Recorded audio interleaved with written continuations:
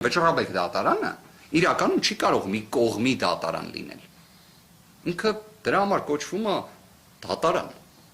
Դատարանը երբեք ինչ-որ կողմինը չի։ Օրինակ քաղաքացիական գործերով ոչ հայցորինն է, ոչ պատասխանողին է, ոչ երրորդ անձինն է։ Քրեական գործերով ոչ մեղադրանքի կողմինն է, ոչ էլ պաշտպանության կողմինն է։ Իդեպ կարծնեք լավ բաումն է հանրությանը։ Բայց մենք այս դեպքում հասկանում ենք, որ այս տրիվիալ ճշմարտությունների մեծ խեղում կա։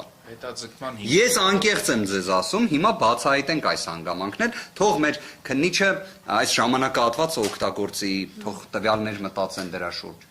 Մենք ուղիղ հարցնելու ենք, որտեղից է վճռաբեկ դատարանի որոշումը։ Որտեղից։ Եթե մեզ վճռաբեկ դատարանը ամսի 14-ին միայն ասում է, որ իմացեք, հրապարակվելու է նոյեմբերի 13-ին եւ ոնց գրել են ողջամիտ ժամկետում, նայեք, օրել չեն ասում։ Ողջամիտ ժամկետում մասնակիցներին կուղարկվի նշված որոշումը եւ կհրապարակվի կայքում։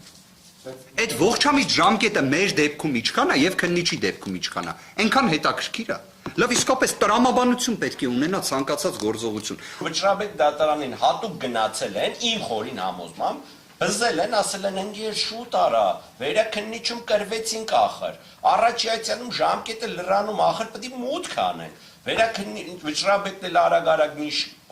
copy paste-եր արել մի 100 քանի էջ դզել է, մի 3 էջել այսպես ասած իբրև թե հիմնավորում ա գրել, թափով տվել է քննիչի ձեռը, ասել է վազելով տար մուտք արա, քանի չես ուշացել։ Այ մեր վրդովմունքը դե է կայանում։ Սա անկեղծ եմ ասում, կարող է թվա դատավարական տեխնիկական բան եմ ասում, բայց սա նույնիսկ վիրավորական է իրավունքի նկատմամբ։ Այդ վճռաբեկ դատարանի որոշումը քննչականին